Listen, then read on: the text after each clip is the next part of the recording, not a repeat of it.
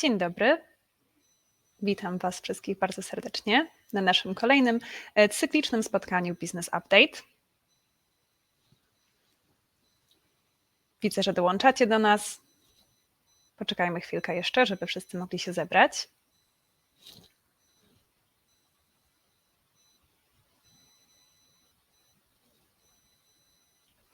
Witajcie serdecznie. Nazywam się Aneta Skowronek i będę miała przyjemność moderować nasze dzisiejsze spotkanie. Zanim jednak zaczniemy, poproszę Was o potwierdzenie na czacie, czy dobrze nas widać i czy dobrze mnie słychać. Mamy troszkę opóźnienia w streamingu, więc poczekam na Waszą odpowiedź, żeby mieć pewność, że dobrze się słyszymy.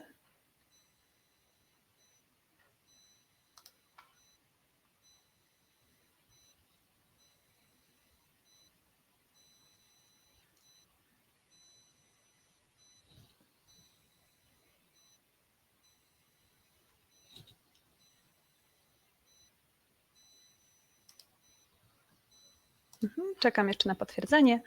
Będziemy zaczynać. Widzę, że cały czas jeszcze dołączacie do nas.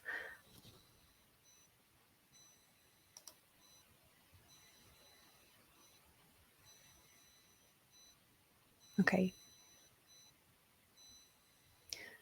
Na początek chciałabym bardzo serdecznie przywitać Was wszystkich na naszym dzisiejszym spotkaniu i przedstawić oraz przywitać naszych dzisiejszych prelegentów.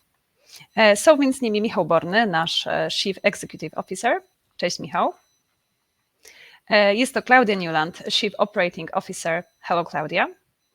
I Michał Zienkowski, Chief Technology Officer. Witaj Michał. Jak wiecie, stopniowo wdrażamy w naszej organizacji język angielski jako język wiodący. Tym razem na potrzeby tego Business Update'u zdecydowaliśmy się, że całość prezentacji będzie przedstawiana w języku angielskim, jednak wystąpienia poszczególnych prelegentów będą prowadzone częściowo po polsku, częściowo po angielsku. Mamy nadzieję, że zapewni to Wam jak największy komfort odbioru naszej prezentacji, naszego wystąpienia. Jednak zapewniam, że nagranie dzisiejszego webinaru wraz z napisami znajdziecie w ciągu kilku najbliższych dni na naszym Brailleterze. Chciałabym również na początku krótko omówić przebieg naszego spotkania. Będzie ono złożone z dwóch części: prezentacji naszych prelegentów oraz sesji Q&A. Zaczniemy od prezentacji Michała Bornego, który tutaj będzie nam opowiadał przede wszystkim o kontekście zmian, które zachodzą w naszej firmie, skupi się na naszych ambicjach i na naszych celach rozwojowych. Następnie Klaudia Newland podzieli się z nami podsumowaniem naszych dotychczasowych osiągnięć i na końcu Michał Zienkowski przedstawi podsumowanie najważniejszych zmian i inicjatyw w odniesieniu do działu technologicznego.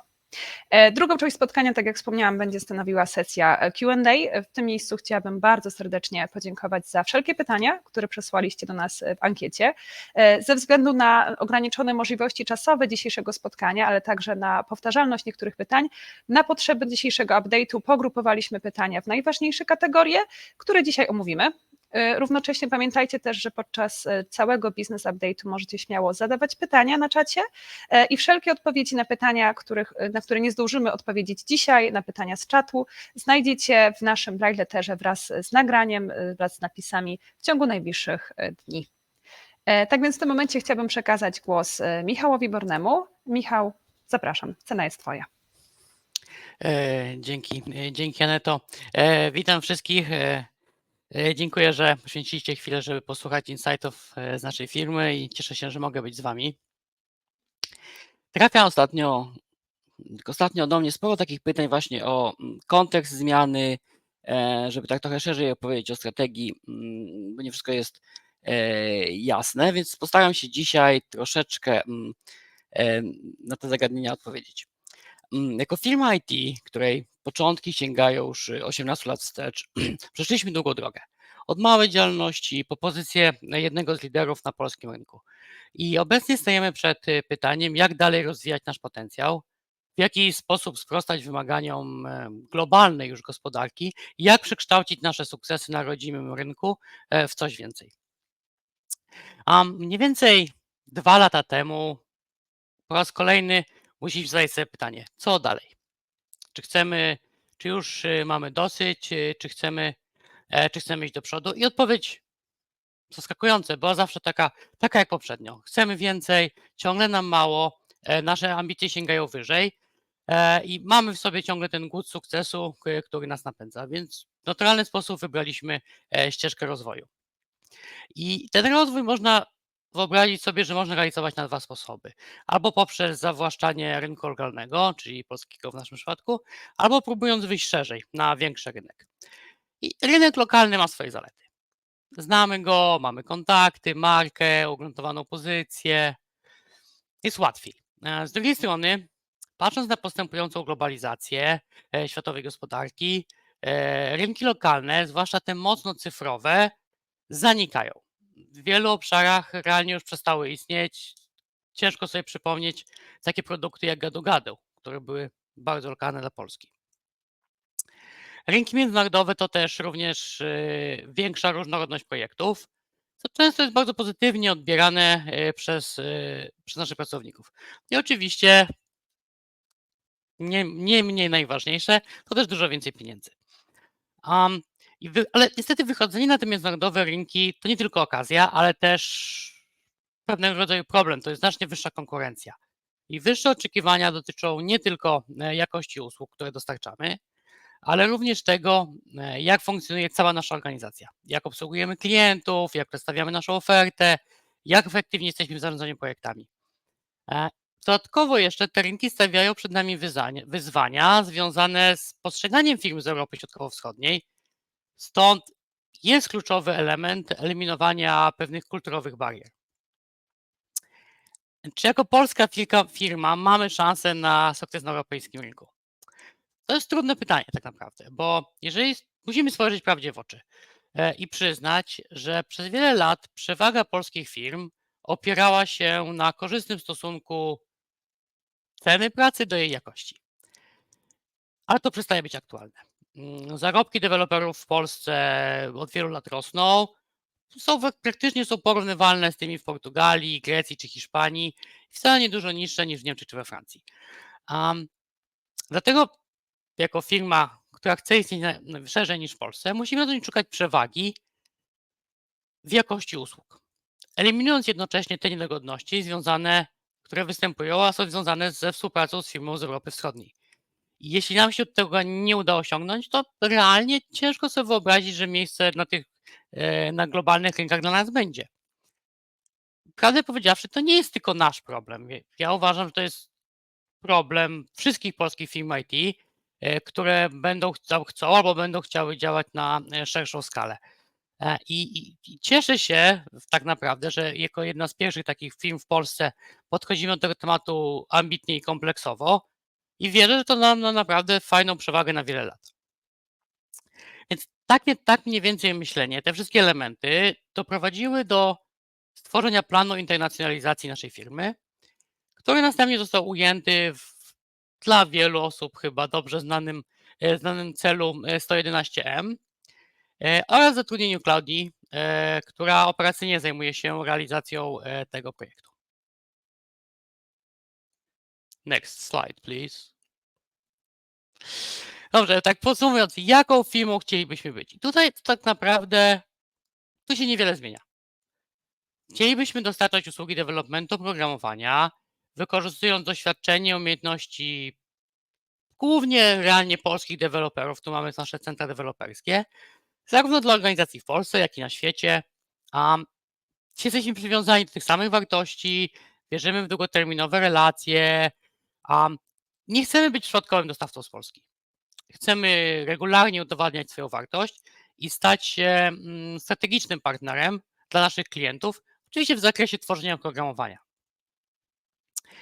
Dobrze, przejdźmy teraz do zmian. Więc jeżeli wiemy już mniej więcej, co chcemy osiągnąć, to jakie są filary zmiany, jakie należałoby wymienić z perspektywy zarządu?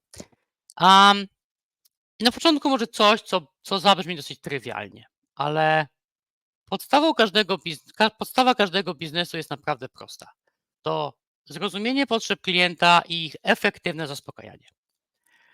I poprzez rozwój tych struktur zagranicznych oraz wciągnięcie do naszej organizacji osób z Europy Zachodniej, staramy się zyskiwać perspektywę potrzebną, żeby te potrzeby rozumieć, żeby nawiązywać lepsze relacje i zbliżać się do klientów. Tak, żeby lepiej odpowiadać na ich oczekiwania. prawda jest też taka, że aby lepiej, a czasami nawet w ogóle zrozumieć naszych klientów, musimy także mówić ich językiem. I obowiązującym językiem w międzynarodowym biznesie jest oczywiście angielski. W związku z tym stoimy przed trudnym wyzwaniem wdrożenia angielskiego jako głównego języka w naszej firmie. I zdaję sobie sprawę, że to niełatwy proces. Dlatego inwestujemy w intensywne szkolenia językowe dla Was oraz wsparcie, tak żeby jak najłatwiej przejść przez tą transformację. I to pozwoli nam nie tylko efektywnie komunikować się z klientami, ale realnie też wzmocni naszą pozycję jako pracodawcę na zagranicznych rynkach. I dlaczego to wyzwanie językowe jest tak trudne? Otóż praca w języku obcym jest w naturalny sposób bardziej męcząca i mniej efektywna. I można mnożyć przykłady: zrozumienie wymagań, napisanie oferty, negocjacje z klientem. Na początkowym etapie transformacji to wszystko będzie nam zajmować więcej czasu. I to rzecz jasna negatywnie wpływa na naszą produktywność. Plus jeszcze różnice kulturowe potęgują ten negatywny wpływ. Dlatego jednym z fundamentów zmiany musi być monitorowanie produktywności i unikanie jej spadku tam, gdzie nie jest to konieczne, a także optymalizacja procesów tam, gdzie jest to możliwe. I niestety z uwagi na spodziewany spadek produktywności na początku tego etapu transformacji, a jeszcze jednocześnie nie tylko ambicje, ale i potrzebę pozostania firmą dochodową, musimy zwracać szczególną uwagę na koszty i niestety je ograniczać, zwłaszcza realnie w obszarze administracyjnym. I w niektórych przypadkach nasze działania są radykalne i oczywiście podjęcie takiej decyzji nigdy nie jest łatwe, ale to są decyzje, które są niezbędne. I jesteśmy sfokusowani, rozumiemy nasz cel, czasem trzeba otrzeć łzy i podjąć trudną decyzję, robimy to. I oczywiście staramy się podejmować działania, aby zminimalizować negatywne skutki tych decyzji na organizację. Mniejszym lub większym skutkiem. I ostatnim kluczowym elementem tych filarów zmian jest zrozumienie, że proces zmian dotyczy całej firmy. Nie można zmienić jednej części organizacji i oczekiwać, że całość będzie funkcjonowała lepiej. Zmiany obejmą całą organizację. I to może wydać się przytłaczające. Zmiany wszędzie. Ale mogę Was zapewnić, że wiemy dokładnie, gdzie zmierzamy, mamy plan, jak tam dotrzeć i nic nas nie powstrzyma przed osiągnięciem sukcesu na europejską skalę. Gdy osiągniemy nasze cele, nie tylko staniemy się firmą rozpoznawalną na międzynarodowych rynkach, ale także umocnimy swoją pozycję w Polsce. I nasze relacje z klientami będą bardziej strategiczne, a nasza firma, miejmy nadzieję, zyska prestiż jako partner o globalnym zasięgu. I dzięki takim silnym fundamentom, które jako organizacja posiadamy, wartościom, które nas napędzają oraz zaangażowaniu całego zespołu, Was wszystkich, jestem przekonany, że to jest sukces, który możemy osiągnąć i to będzie trwały i zrównoważony sukces. Thank you very much. Dziękujemy bardzo, Michał. Now, as Michał started, we will switch for a moment to English and we will give a voice to Claudia Newland. So Claudia, you are very welcome for your part of presentation. Hi, hi all. It's so nice with the blue background. It feels like presenting the weather forecast, but don't worry, it's not. So following what Michał said about efficiency, cost optimization, remote working, everything, it's clear that we are in the middle of a big transformation to get more growth. And the world is constantly changing. The world around us, the world in our company, the way our customers, the things they expect, it is all changing. Change has, since I don't know what, since a couple of years, has become a constant part of our daily lives. And as we expand as a company, we will increasingly work with international customers, welcoming new customers from across Europe. And this shift, of course, clearly will mean already now that we will communicate more and more with each other in English. Transitioning into a new language is challenging, and mistakes have been made and will be made again. And the most important thing is that we learn from these experiences, because the language, it won't go away. It's part of our journey. But it's not just the language, of course, that is changing. It's an important part because that's how we express ourselves. But we are encountering more challenges. For example, recruiting internationally. We have no brand awareness outside Poland. We have only one office. People don't know us, but despite all of that, HR successfully, or HR recruitment, successfully brought quite some talent in from outside Poland. We have now new team members from Switzerland, France, Belgium, and Holland. So they all have very international profiles in some important areas, such as bid management and pre-sales. So this is part of the change as well, having new colleagues, not seeing them. So it's not always easy. Expanding our customer base into Germany, which started like 2 or 3 years ago, and now also into Belgium, that presents some more challenges than just language or finding the right people. In Poland, we are well established. People know us. People talk about us. Both recruiting people and getting new customers. I'm not saying it's easy, but it is easier after 18 years. We are quite company. So yeah, we have no brand recognition. We start to build it, of course, in Germany, but still in Belgium, it's new. But we are working hard on it. We have marketing plans. Recently, there was an event that marketing organized in near Brussels. We went there with a couple of commercial colleagues. We came back with 20 contacts. 2 out of them will have turned into prospect meetings already. So these things, they start small. Let's hope that they grow. And to accelerate the growth in Belgium, the good news is we will be opening an office in Belgium. Normally, it will open at the beginning of next year, very close to the airport, in an amazing, great new shiny new building. Not as beautiful as a tower that we have in Warsaw, but that's our headquarters, right? But still quite nice in the center of Europe. And so, I mean, it's not easy, but we do a lot of good things as well at the same time today with the people that we already have and with the things that we offer. For example, marketing is generating since a few months a steady flow of leads, both in Poland and internationally. Some pretty good and large things came out of that. Recently, we secured some very big contracts outside Poland, like Drives. Drives is an Israeli company, Knauf, a very big worldwide, but initially a German company. Villeroy & Boch, a brand that's quite known over here because we all have toilets in our houses from Villeroy & Boch. And we are also continuing partnerships with Schout & Bachmann, AirCap, Leica, a very big customer. And we are even starting new initiatives like with this Dutch transport company. So it is happening. It's going maybe slower than we wanted. It's not easy, but it is happening.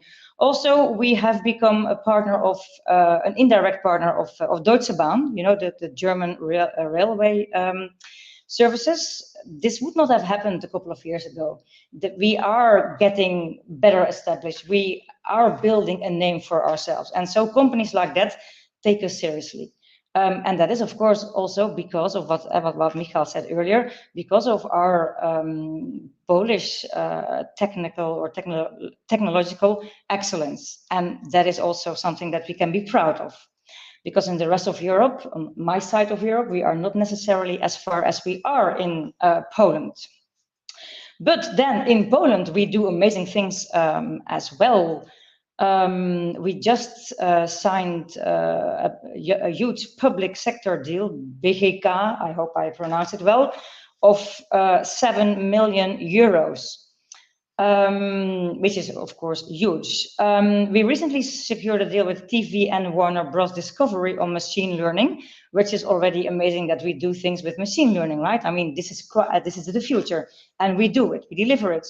We have recently done another deal with Harman Lifestyle on Salesforce. Obviously, Salesforce remains one of our strongest products to sell. And we continue to do a lot of more business with IGT, our largest customer, right? So we continue to grow our existing customers, mainly in Poland, while at the same time we will find new customers in Poland and outside. So, I mean, we are all navigating at these changes. We are expanding our horizons, but if we continue to work as dedicated as we do today, then I'm sure that we will get there. Let's keep up the great work, guys. Thank you. Thank you very much, Klaudia. And now we are once again switching into Polish and oddajemy głos Michałowi Zienkowskiemu. Zapraszam, Michał. Tak, dziękuję. Najlepsze na koniec. To jak z jedzeniem delicji. Najpierw czekoladka, potem biszkopcik, a teraz galaretka. Dobrze. Będziemy mówili o poważnych rzeczach, więc ja będę również poważny. Więc nasz zespół HR-owy może odsapnąć, nie będzie żadnych żartów. Więc zaczynając, jakbyś mogła, Aneta, kliknąć, to będę bardzo Ci wdzięczny. Jestem Ci bardzo wdzięczny. Dziękuję Oczywiście. bardzo, super klikasz. Dobrze, więc tak. Po co robimy zmianę? Dlaczego robimy zmianę i kiedy ta zmiana będzie ukończona? De facto już do tego nawiązywał Michał Borny.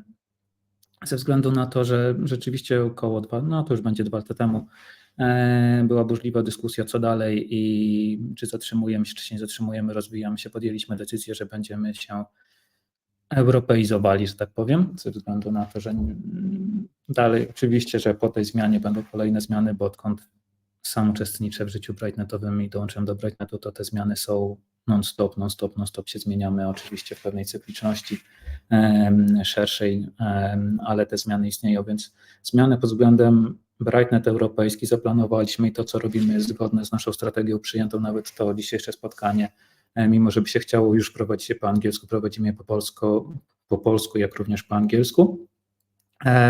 Przyszły rok będzie już, że będziemy więcej przechodzili na angielski. W tym roku jest takie jeszcze ten dualizm, więc wszystko działamy zgodnie ze zmianą. Ta zmiana, w której obecnie jesteśmy, ten stopień jej zaawansowania przybrał już taki dosyć znaczący, przyspieszyliśmy troszeczkę z tą zmianą i to jest jak mniej więcej przy remoncie, ze względu na to, że jest pewna faza przed remontem, kiedy się zastanowimy, będę miał piękną kuchnię, jakie będę miał te piękne meble, a na tej sofie to będę leżał. No i potem przystępujemy do remontu, jest wyburzanie ścian, kafelek, jest po prostu syf, masakra w mieszkaniu, część domowników chce popełnić samobójstwo, no ale przecież nie rzucimy, już nie cofniemy się, idziemy dalej. No i na koniec jest ten piękny finish, gdzie możemy sobie wypić kawkę w pięknej kuchni albo i salonie lub gdziekolwiek zechcemy po tym naszym pięknym remonciku i tak samo będzie z tą zmianą.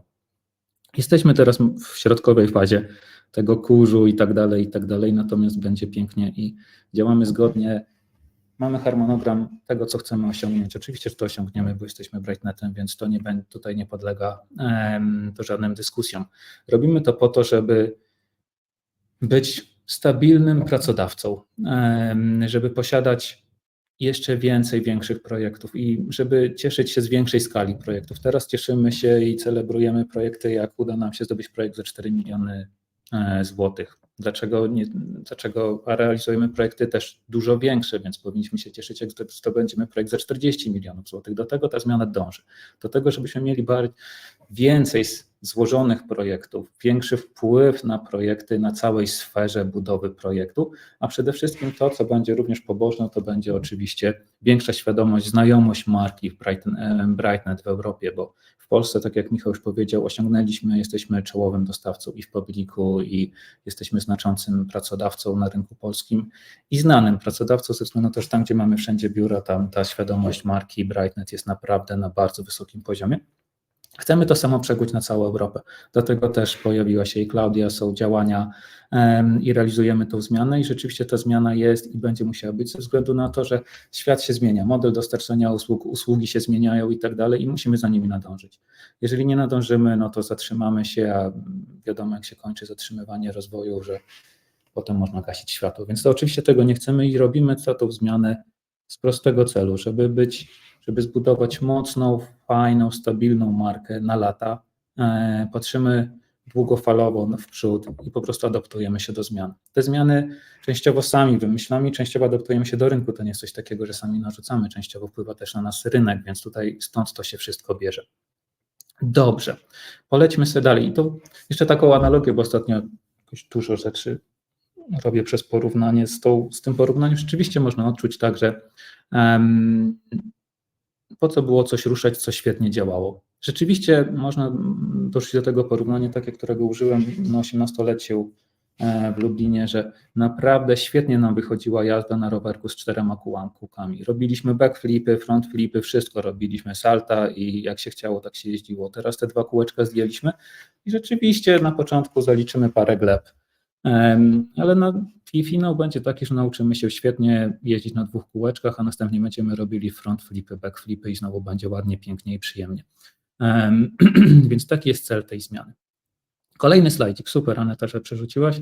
Jeszcze raz podkreślę, że super klikasz. Więc tak, nawiązując do poprzedniego naszego webinarku, więc stąd się wziął ten slajd. Po pierwsze struktura. Strukturę wdrożyliśmy, taki już zunifikowany, jak tutaj widać, na całą firmę, więc wszystkie, począwszy od dywizji, już będę po polsku leciał, po polsku mówię, począwszy od pionu, departamentu, działu lub zespołu, to zostało wdrożone. I na przykład na frontendzie, jakbyśmy powiedzieli, znaczy z punktu widzenia React dewelopera, no to będzie to oczywiście pion technologiczny, departament będzie Custom Solutions, unit będzie frontend, a team będzie reaktowy. Team, już przepraszam, to zespół reaktowy, przepraszam. Więc to jest struktura, która została wdrożona również na początku w technologii, później na całą firmę przeszło, więc już to jest ogarnięte. Następnie co się dzieje w dziale technologicznym, co słychać na naszych 5 tak jakby levelach. Więc tak, zacząwszy od początku, czyli treningi, zmieniamy troszeczkę platformę Opigno, będą się tam pojawiały pierwsze szkolenia, już nad nimi pracujemy, więc ta część treningowa jest ongoing. Część HR-owa, no nie HR-owa, bo ja tam mam najmniej wspólnego z HR-em, rekrutacyjna bardziej bym nazwał, czyli nagrywamy, już jest produkowane pierwsze szkolenie, bo nagrania już były, teraz jest postprodukcja i tak dalej, jakieś efekty świetlne i tym podobne rzeczy robione, tam efekty specjalne. Następnie skupiamy się nad Brightpingiem, czyli naszą platformą prerekrutacyjną bym nazwał, czyli testami, ci, którzy się rekrutowali, bo też ją wdrożyliśmy z 3 lata temu, to przechodzili zapewne przez naszego Brightpinga. Doszło posłownikowaliśmy naszych, brzydko mówiąc, nie lubię tego słowa, ale może jest jakiś ładniejszy, ale na razie go nie przychodzi mi do głowy. Posłownikowaliśmy naszych rekruterów, czyli wiemy, kto z czego super ekstra mnie przepytać. No i oczywiście wdrażamy taką standaryzację rekrutacyjną, ze względu na to, że mieliśmy standaryzację pod względem technologii, czyli Java deweloperzy rekrutowali równo Javowców. Teraz robimy taki standard, że tak samo będzie na podobnym standardzie będzie rekrutacja przebiegała, czy to w Salesforce, czy w testach, czy w Javie i tak dalej, więc to będzie miało takie ujęcie. Kolejna rzecz, Solution Engineers, czyli stara nazwa naszych pre-salesów. Nazwę pre-salesów oddaliśmy do zespołu BIT i tam u Piotrka jest zbudowany zespół pre-salesowy. Po naszej stronie będą Solution inżynierzy rozwiązań. Postaram się mniej miksować. Tutaj spisaliśmy już globalne success stories, czyli co robiliśmy, jak robiliśmy, w czym robiliśmy, jakie to miało zyski, przewagi dla klientów. Tutaj również Kuba Kątny odpalił kawałek, nawet nie mam go nie chwalić, nie wyszło mi, przepraszam. Kawałek dobrej roboty zrobił, posłownikowaliśmy to, co zadziało się, kiedy się zadziało, więc to już mamy, będziemy przechodzili krok level do większej współpracy z pre-salesem, który jest budowany, tak jak już powiedziałem, po stronie Piotrka Wegnera. Raporty, czyli taka najnudniejsza część od strony wewnętrznej, tak żeby sobie zerkać z boku, co się dzieje w firmie, więc tutaj raporty są i mamy je, będą rozwijane w Power BI-u i ta rzecz już jest ongoing. I oczywiście zasady benchowe, czyli nasze ławkowe. Tutaj zostały spisane standardy, procedury przejścia na ławkę, co się będzie działo na ławce, co będzie, znaczy realizacji pracy na ławce, realizacji rozwoju, więc tutaj to zostało pospisywane. Więc lecimy sobie dalej. OGSM. Gruby temat. Dobrze. Styczeń. W styczniu mniej więcej przysiedliśmy do OGSM-a. OGSM jest to taki model wspomagający, wspierający budowę strategii. Skrót się wziął od Objective, Goals, Strategy and Measures i tutaj siedliśmy sobie do OGSM-a, do działu technologicznego, którego głównym celem jest wytyczenie strategii rozwoju na najbliższe 2 lata do 2026 roku, czyli realizacji planu 111M. Jak Michał to już o tym wcześniej powiedział, tak żebyśmy nie byli bottleneckiem dla całej organizacji. Więc z całego ćwiczenia OGSM-owego tak naprawdę to, co jest naszym obiektywem, to, że dział technologiczny jest silnikiem naszej firmy, który dostarcza usługi związane z rozwojem oprogramowania. I to samo już przez siebie mówi, że nie będziemy sprzedawać hardware'u, nie będziemy, nie wiem, budowali torów, tylko będziemy realizowali usługi związane z rozwojem oprogramowania. Będziemy to robili za pomocą, tak jak robiliśmy, to nie jest nic odkrywczego, za pomocą wysoko wykwalifikowanej kadry, czyli świetnego działu technologicznego, tak jak to już mieliśmy. To, co jest najważniejsze, to będziemy musieli zadbać o jego zeskalowanie. Wytyczyliśmy sobie 5 strategii, które pomogą nam dotrzeć do realizacji, znaczy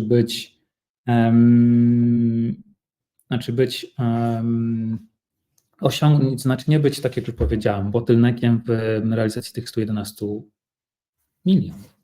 Więc tak, pierwszą strategią jest jakość serwisu. Tutaj głównie chodzi o stabilność naszych usług, chodzi przede wszystkim o standardy pracy, o powtarzalną jakość, o zadowolenie naszych klientów ze względu na to, że jakość można mierzyć przez NPS kliencki oczywiście. Następnie skalowalność, czyli coś bardzo ważnego. Rozumie się to oczywiście, sam rozwój będzie rozwijał skalowalność, ale można łatwo zbudować potworka na chudziutkich nogach, który się przewróci, nie o to nam chodzi, od początku nie o to nam chodziło, więc to skalowalność jest bardzo ważną strategią. Tutaj głównie chodzi o rozbudowę części solution inżynierskiej i time to customer, czyli szybkości dostarczenia CV-ki, szybkości możliwości umowy na rozmowę rekrutacyjną, odpowiednia ilość rekruterów i tak dalej, więc tu mamy skalowalność, ekspertyza technologiczna, czyli coś bardzo ważnego. Tutaj głównie co się kryje pod tą ekspertyzą technologiczną, to oczywiście w głównej mierze nasza ilość, znaczy zdrowa piramida seniority, czyli zdrowa ilość seniorów, profesjonali i juniorów, duża ilość ekspertów, certyfikacje i partnershipy, ze względu na to, że te partnershipy również i w przyszłości będą kluczowe, bo one uwiarygadniają nas jako dostawcę, czyli partnership z Microsoftem, partnership z Salesforce'em, już to obecnie mamy, teraz walczymy o kolejne 2 partnershipy, miejmy nadzieję, że na następnym town hallu będziemy mogli się pochwalić kolejnymi nowymi partnershipami. Następna rzecz, która w ujęciu Bornego jest chyba najważniejsza i dlatego zaraz się będzie uśmiechał, czyli efektywność kosztowa, czyli żeby dostawać jak najwięcej za małe pieniążki. Już się cieszy, tak jest. Czyli tutaj chodzi o to, żebyśmy realizowali plany budżetowe, żebyśmy patrzyli zdrowo na rozwój naszej organizacji. Dzięki temu ta organizacja będzie bezpieczną organizacją pod względem finansowym, ze względu na to, że to, co należy podkreślić, robiąc ten plan na zmianę, europeizację, tworząc strategię, zapewniliśmy pulę środków na rozwój i tutaj chodzi o to, że naprawdę możecie być spokojni o bezpieczeństwo finansowe firmy. To jest wszystko zbudowane i naprawdę zarządzane, powiedziałbym, dosyć twardą dłonią.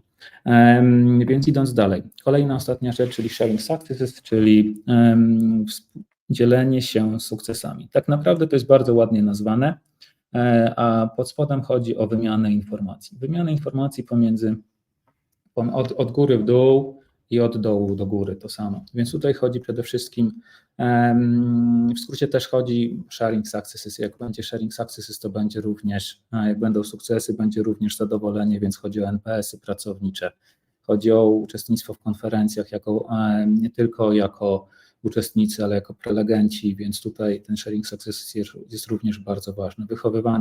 Wychowywanie naszych studenciaków, czyli program step-one'owy, to wszystko wchodzi w skład sharing successes. I to jest pokrótce nasz OGSM, który zapewne też się będzie jeszcze przewijał przez najbliższe 2 lata na naszych town hallach, bo zapewne będę się chciał spowiadać z tego, na jakim poziomie jesteśmy realizacji, gdzie robimy, co robimy, z czym podziałaliśmy.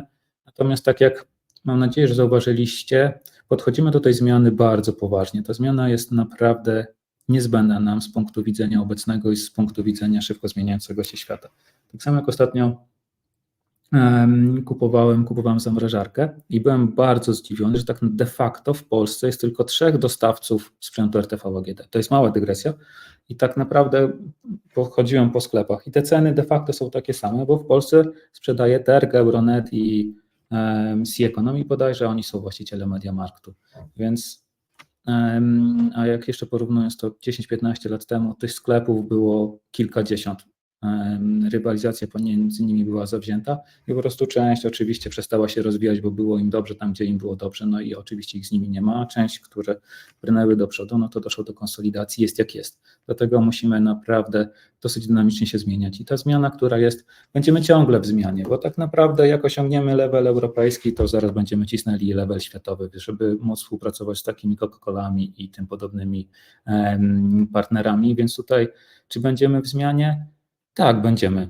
Będziemy jeszcze w większej zmianie, więc tutaj do 2026 roku chcemy osiągnąć level europejski, tak żeby była marka, jak pojedziemy sobie do pięknego kraju zwanego Niemcy lub Francji, to żeby ten oddział Brightnetu tam stał i zrobimy wszystko, żeby to dowieść. I tak jak powiedziałem, jesteśmy w fazie na razie grubego rozwalenia ścian, natomiast powoli będziemy ogarniali i będzie naprawdę super. Lecimy dalej, pani Aneto. O! Jesteś zmutowana, a chciałaś pewnie powiedzieć coś śmiesznego. Chciałam powiedzieć, że lecimy dalej na sesję Q&A, chyba że chcesz jeszcze, Michał, coś przekazać. Twoja Nie, prezentacja i tak miałem już być się bardzo skończyła. profesjonalny, bez żartów, więc ja się już mutuję. Okej. Fantastycznie. W takim razie bardzo dziękuję za Twoją część profesjonalnej, poważnej prezentacji i wszystkie też te mniej profesjonalne i zabawne dygresje. Tak jak wspominałam na początku, przejdziemy teraz do drugiej części naszego dzisiejszego spotkania, czyli sesji Q&A. I tutaj pierwsze pytanie dotyczy takiej kategorii celów strategicznych. Zadam je w języku polskim, dlatego że jest ono skierowane do Michała Bornego. Tak więc Michał, pytanie do Ciebie. Co się stanie, jeśli nie osiągniemy celu 111 milionów? I jak zmiany w naszych miesięcznych przychodach w ogóle wpłynęły na plan 111 milionów? Cześć, Aneto. Dzięki. Zanim odpowiem, muszę coś jednak powiedzieć. Galaretka, tego się już nie da zapomnieć. To się już nie da. Wy w Niemczech mówicie pewnie już inaczej. O Boże, galaretka, już miałeś swój czas. Dobra, wracamy do tematu. Co się stanie, jak nie śniemy? Tak, no wiesz, cały czas wierzymy, że nam się to uda osiągnąć. Jest dużo przesłanek mówiących o tym, że po pierwsze, tak jak Klaudia mówiła, te nasze pipeliny zamówień wyglądają lepiej. Rynek publiczny, który w ostatnim czasie był trochę w stagnacji w Polsce, też zaczyna się ruszać do przodu. Także jesteśmy tutaj raczej optymistyczni. Natomiast co się stanie, jeżeli nie osiągniemy? No wtedy domyślam się, że osiągniemy plan 109 milionów. Ogłosimy tydzień smutku i żałoby, smutna muzyka w radiu i jakoś trzeba będzie wziąć to na klatę i iść do przodu z kolejnym planem w takim razie wtedy. Na pewno się nie poddamy, nie? Trzymajmy się tej myśli, że jesteśmy teraz w dobrym kierunku tego, żeby nasz plan zrealizować, zresztą sukcesy, o których wspominała Klaudia, plany tak bardzo obejmujące wszystkie nasze departamenty, szczególnie na to wskazują, ale idąc dalej co do planu 111 milionów, kolejne pytanie jest do Klaudii, więc ja znów przełączę się na chwilkę na język angielski. So Claudia, could you tell us more? How can the 111 million plan be achieved? What is the specific strategy for this? We are working on a lot of programs, a lot of projects, a lot of things at the same time. The way we do our financial planning, the way we do commercial planning, we are really working on a lot of things. Also, for example, what Michal Zinkowski said, the OGSM model, all of that is a part of that plan. So it would go a bit too far to explain the entire plan here. But the good news is that on the 26th of November, and you will get an invitation soon, we will have a session like this one, but only dedicated to the plan, where we will explain, maybe not everything, but everything is a lot, but where we will explain the highlights of the plan. Thank you very much. I think it's a great information that we have exact date. So once again, 26th of November, you will still receive all details about it, but it will be a dedicated meeting for going into the details to the 111 strategy. Thank you, Claudia, very much for that. And now once again switching to Polish, pytanie do Michała Zienkowskiego z takiej kategorii wynagrodzeń. Michał, czy są plany podwyżek wynagrodzeń w najbliższej przyszłości, biorąc też pod uwagę ten fakt, że zatrudniamy nowych pracowników z zagranicy? Poczekałem, żeby tam to poważnie zabrzmiało. Trudno się wylosowało. Dobrze, więc podzielimy sobie to pytanie na dwa. Tak, zatrudniamy nowych pracowników z zagranicy, natomiast tutaj trzeba spojrzeć na to z drugiej strony.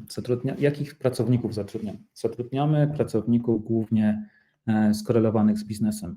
Inwestujemy, i to jest słowo klucz, inwestujemy w duży business development, ze względu na to, że nie staniemy się międzynarodową firmą, która będzie obsługiwała wszystkich z całego świata, tylko z Polski. Oczywiście, że są duże różnice kulturowe i tak dalej, więc musimy zatrudniać ludzi z zagranicy, więc nie przejdziemy nie przeskoczymy level wyżej, budując cały biznes tylko z Polski. Oczywiście, że nasz core, dział technologiczny będzie głównie, na chwilę obecną nie planujemy zatrudnień na razie za granicą. Będziemy obsługiwali to naszymi inżynierami z Polski. Natomiast po stronie cloud i po stronie biznesu oczywiście, że tutaj musimy poinwestować jeszcze więcej z ludzi z zagranicy, bo de facto nie ma ich tak dużo. Chciałbym, żebyśmy mówili o jakiejś liczbie około 50, teraz jest to kilkanaście osób, można powiedzieć, na razie. Więc jeszcze tutaj raczkujemy. Natomiast wracając do głównego pytania. Jakie są aktualne? Znaczy to, że te plany naszych, to, że podwyżki wyhamowały, to nie jest jakieś widzimisię moje, Bornego lub kogoś innego z tej firmy. Aktualne warunki panujące w IT, tutaj każdy z nas obserwuje, co się dzieje, jak się dzieje, więc to one de facto wymusiły na nas te działania, a nie inne. I ja nie jestem hipokrytą, bo chciałbym, żeby taka hossa jak 2019, 2020, 2021 była non-stop, żeby każdego móc tylko rozpieszczać i zadowalać i tym podobne rzeczy. Ale niestety tak nie jest. Uważam, że dostaliśmy tym drobnym kryzysem, znaczy nie można tak nazwać drobnym, dostaliśmy bardzo mało po głowie, inne firmy dostały sporo bardziej po głowie, więc tutaj można się z tego nawet troszeczkę cieszyć. Natomiast to też nie jest tak, że działamy sobie w odrealnieniu od rynku. Dział rekrutacji dostarcza nam wiele raportów pod względem wynagrodzeń i zawsze staramy się uwzględniać te raporty w stosunku do naszych raportów finansowych i je korygować. Oczywiście, że plany podwyżkowe one są i można osiągnąć podwyżkę poprzez zmianę swojego seniority lub wprowadzenie lub poprzez zmianę swojej CV-ki, pracę naprawdę zauważalnie bardziej efektywną i tak dalej, więc jest to temat do rozmowy. Natomiast tak, czy jest łatwo dostać podwyżkę w obecnym czasie? Nie. I tak raczej będzie. Nie zanosi się na to, żeby przyszły rok był również powrotem do hossy, natomiast jest to stabilizacja. Był to ostatnie lata, gdzie zostaliśmy przyzwyczajeni do takiego pędu, tęsknię za tymi latami. Miejmy nadzieję, że ta normalizacja troszeczkę szybko się zadzieje i wrócimy do tego rozpędu, natomiast trzeba pamiętać o tym, że tak jak było to do tej pory i to siedzi dalej w naszych głowach, że Polacy zarabiają mało i że gonimy ten Zachód i będziemy gonili. De facto można powiedzieć, że już dogoniliśmy. To, co powiedział Borny, że te różnice pomiędzy zarobkami w krajach typu Hiszpania, Grecja, one porównując do Polski wcale nie są już, znaczy zarabiamy podobnie, więc można być też dumnym z tego, że dogoniliśmy ten nasz Zachód. Różnica pomiędzy Niemcami jest mała. Nie jest tak, że jeszcze 15 lat temu to zarabialiśmy x złotych, tyle samo zarabiało się w Niemczech, tylko że w euro.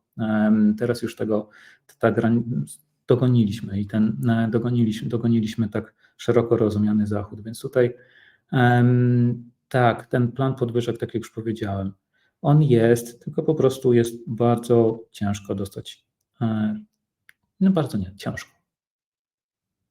Tym zakończę. Dobrze, dziękuję bardzo, Michał, za Muszę odpowiedź. podłączyć swój komputer, bo się rozładowuje. Śmiało podłącz, w międzyczasie ja zadam kolejne pytanie. I teraz to pytanie będzie skierowane do Klaudii. Częściowo już odpowiedź na nie uzyskaliśmy, ale zadajmy je i zobaczmy, czy jeszcze Klaudia będzie chciała temat pogłębić. So Claudia, is there a plan to open a new office in Belgium? We already know that it is because you mentioned that in your presentation, but the question is going a bit farther. So if so, we know that is. How does opening an office for demonstration purposes align with our strategy in the market where our brand is less recognized and operating costs are high? Would you like to add something to the information that our office will be opened? Yes, of course. So yeah, indeed, we will open an office close to the airport, and there are several reasons to do that. First, there is the administrative reason. Hiring people is much easier or simpler when you have a presence in a country and when you have a local payroll. It's also much more serious if we hire people when we can say, look, there is the office and everything is administratively perfectly in order. So that's one thing. And we do need a couple of people, of course, in the new office.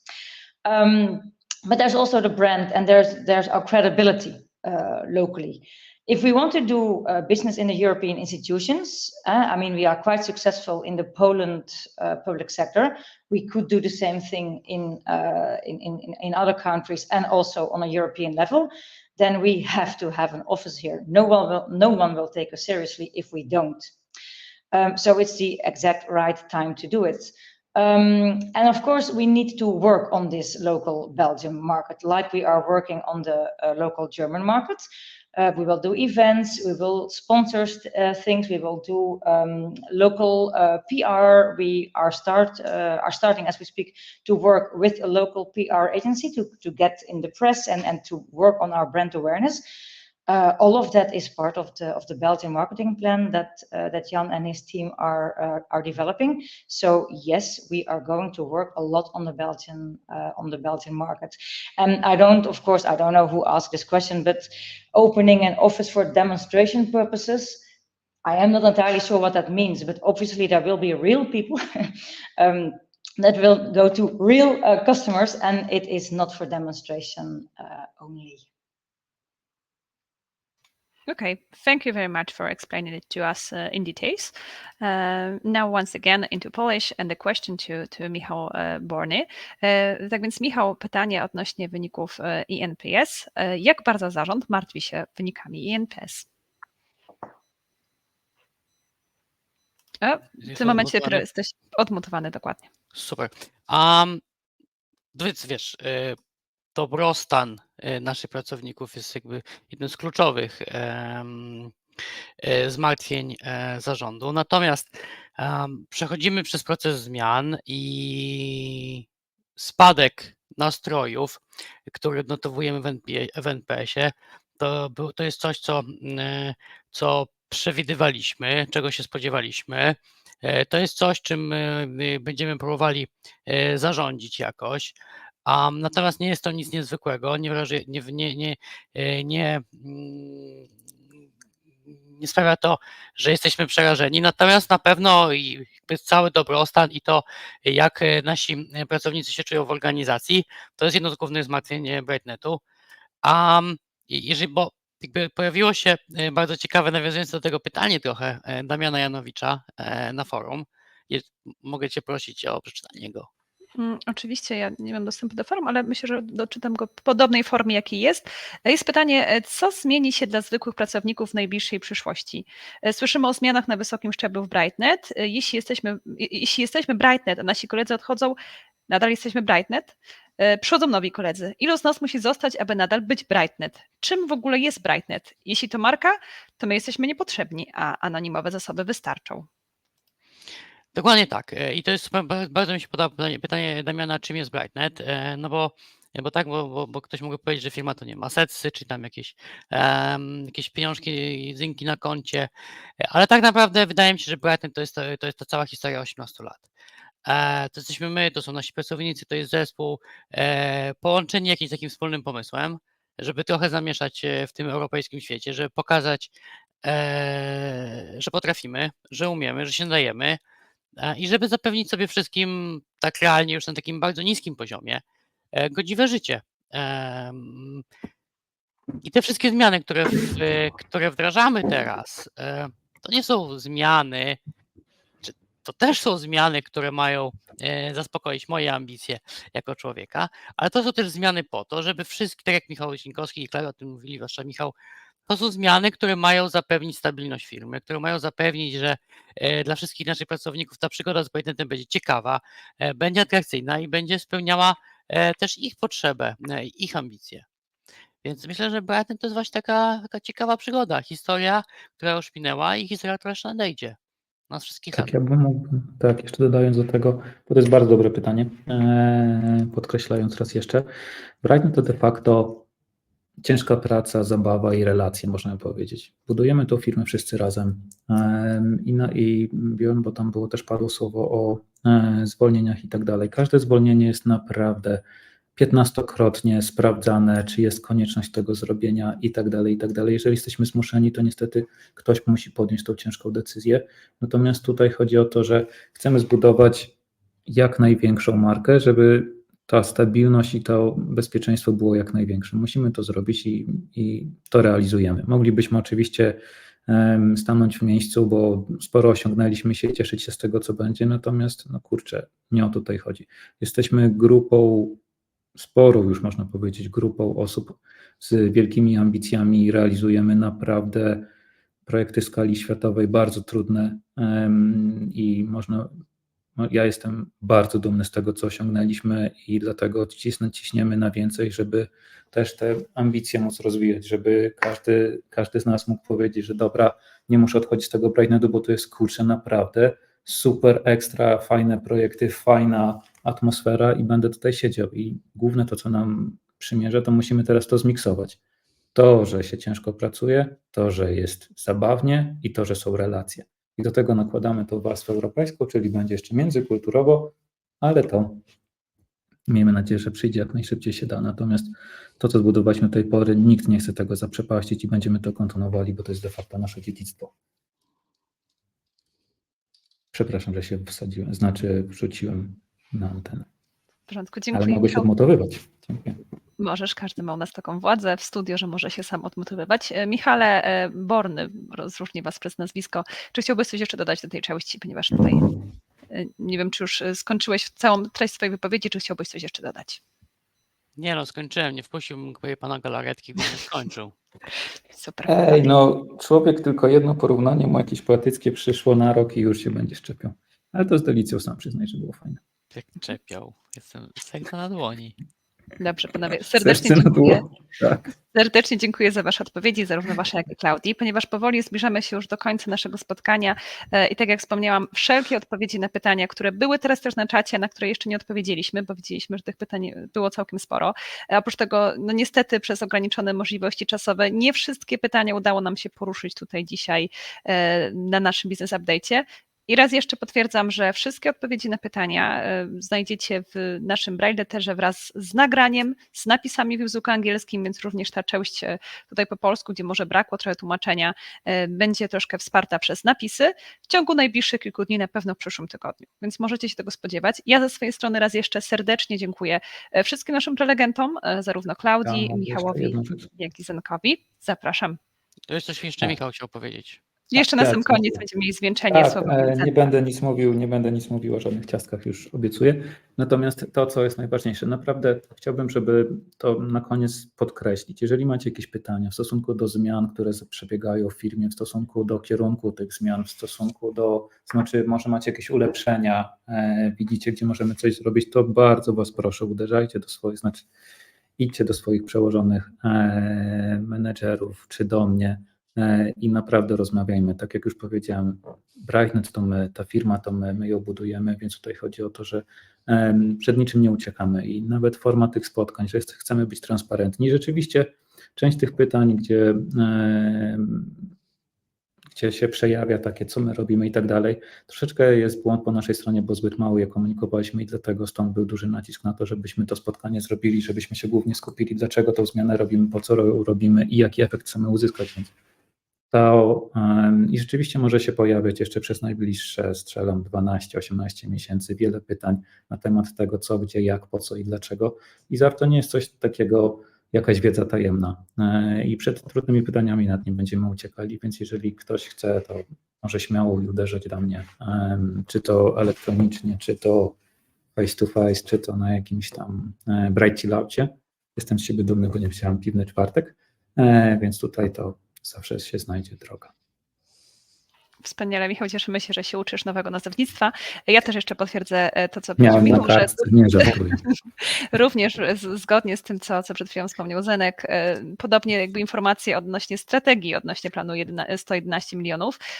Jeszcze raz potwierdzę, że będziemy mieli to spotkanie pod koniec listopada po to, żeby w bardzo takiej dużej ilości konkretów również przekazać Wam informacje strategiczne, czym dokładnie ten plan jest, ponieważ te pytania wciąż się pojawiają, co też pokazuje, że może potrzebujecie takiego bardziej uszczegółowienia. Stąd, tak jak wspomniała wcześniej Klaudia, takie spotkanie będziemy dla Was organizować. Czy ktoś jeszcze z moich prelegentów chciałby dzisiaj coś dodać, czy mogę przejść do tej takiej oficjalnej części podziękowań za dzisiejsze spotkanie? I'm good.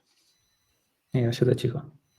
Okay, so maybe once again I will ask that question in English just to be sure that Claudia also understands that. So Claudia, would you like to add something at the end of our meeting, or is it okay from your side? You are muted, so You're muted. No, I think we're fine. Thank you. Okay, great. So once again switching into Polish. Jeszcze raz dziękuję wszystkim prelegentom, dziękuję wszystkim uczestnikom tego Business Update'u i również za wszelkie Wasze pytania. Możecie oczekiwać podsumowania, nagrania oraz odpowiedzi na pytania w najbliższym tygodniu. Dziękuję serdecznie i do następnego razu. Do zobaczenia.